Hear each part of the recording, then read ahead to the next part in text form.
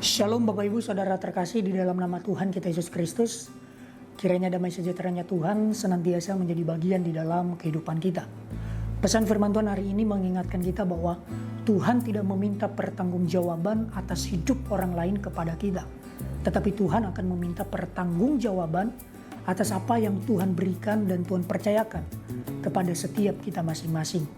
Ingat, Tuhan memanggil kita bukan untuk menghakimi orang lain, tetapi Tuhan memanggil kita untuk menjadi berkat yang menghasilkan banyak buah yang berkenan bagi Tuhan. Bapak Ibu Saudara terkasih, hal ini tentunya dapat kita lihat di dalam bacaan kita hari ini dalam Injil Lukas pasal yang ke-19. Namun kita fokus di ayat yang ke-11 sampai dengan ayat yang ke-27. Perumpamaan tentang uang mina. Tetapi saya mau menyampaikan ada satu ayat penekanan, yaitu di ayat yang ke-26. Beginilah firman Tuhan, jawabnya, "Aku berkata kepadamu, setiap orang yang mempunyai, kepadanya akan diberi. Tetapi siapa yang tidak mempunyai, juga apa yang ada padanya akan diambil." Sehingga tema perenungan kita hari ini yaitu bertanggung jawab atas apa yang telah dipercayakan. Bapak Ibu Saudara terkasih, di dalam perikop firman Tuhan ini, kita bisa menemukan kisah di mana ketika Yesus mulai dekat masuk ke Yerusalem, dia menyampaikan sebuah perumpamaan tentang uang mina. Hal ini tentunya disampaikan bukan suatu kebetulan saja, tetapi dalam perumpamaan ini Yesus mencoba meluruskan pemahaman orang Israel yang keliru pada saat itu. Di mana orang Israel beranggapan bahwa pribadi Yesus yang datang sebagai raja akan membebaskan mereka dari penjajahan yang mereka alami saat itu. Kemudian Yesus meluruskan pemahaman yang salah tersebut dengan menyampaikan perumpamaan tentang uang mina.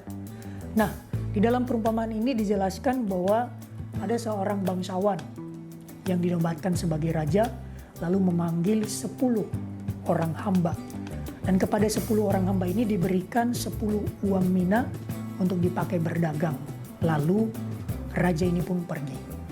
Ketika raja ini kembali, raja ini pun datang dan menanyakan hasil atas apa yang sudah diberikan kepada mereka. Orang yang pertama datang lalu membawa hasil 10 mina dan kepadanya diberikan kekuasaan atas 10 kota. Kemudian orang yang berikutnya datang juga lalu menyampaikan hasil 5 mina dan kepadanya juga diberikan kekuasaan atas 5 kota. Namun yang berikutnya hanya datang dengan mina yang diberikan kepadanya di awal, tanpa menghasilkan lebih seperti orang yang pertama dan yang kedua. Karena apa? Karena orang ini berpikir kalau si pemberi atau si raja yang memberikan mina ini keras dan mengambil apa yang bukan menjadi miliknya. Bapak Ibu Saudara terkasih, dari firman Tuhan ini tentang perumpamaan uang mina, kita diajarkan untuk mempertanggungjawabkan atas apa yang Tuhan berikan dan Tuhan percayakan kepada setiap kita masing-masing. Hari ini kita diajarkan yang pertama, setiap kita pasti telah dipercayakan sesuatu oleh Tuhan dalam hidup kita. Teks di ayat 13 berkata begini, "Ia memanggil 10 orang hambanya dan memberikan 10 mina kepada mereka untuk dipakai." Artinya kita tidak hanya dipanggil untuk hidup di dalam Kristus, untuk dikuduskan atau bahkan dikhususkan untuk Tuhan. Jauh daripada itu, kita juga dipanggil dan diperlengkapi dalam melakukan tugas dan tanggung jawab kita sebagai pengikut Kristus.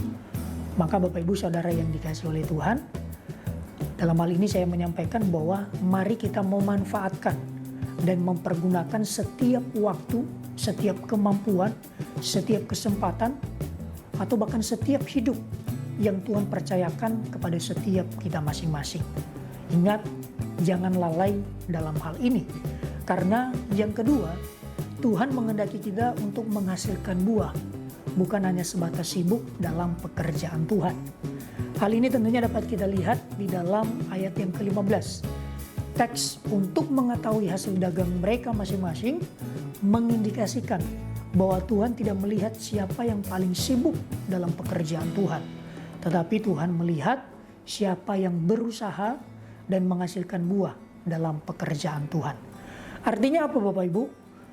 Hendaklah hidup kita mencerminkan kehidupan Kristus, menjadi teladan bagi orang-orang percaya, di mana lewat kehidupan kita, baik di komunitas gereja, di komunitas pekerjaan, dimanapun kita berada, orang lain mengenal Kristus.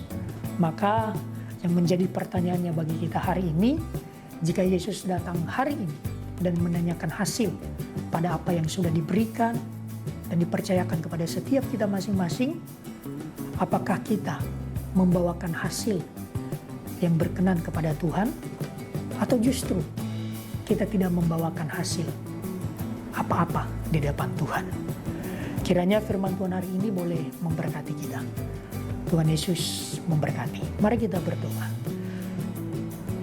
Tuhan, kami bersyukur untuk firman Tuhan yang boleh kami dengar pada hari ini, yang mengingatkan kami bahwa apa yang Tuhan telah berikan, apa yang Tuhan telah percayakan bagi setiap kami pasti ada. Biarlah kami senantiasa boleh mempertanggungjawabkan itu di hadapan Tuhan dengan baik. Kami boleh pakai untuk pekerjaan Tuhan, dan kami boleh memberikan hidup kami, memberikan waktu kami, memberikan kesempatan yang ada untuk melakukan pelayanan, melakukan pekerjaan yang baik di hadapan Tuhan. Terima kasih Tuhan. Inilah hidup kami, pakai kami Bapa, supaya kami senantiasa menjadi anak-anak Tuhan yang menjadi berkat, yang bisa menghasilkan buah yang berkenan bagi Tuhan. Hanya dalam nama Tuhan Yesus kami berdoa. Amin.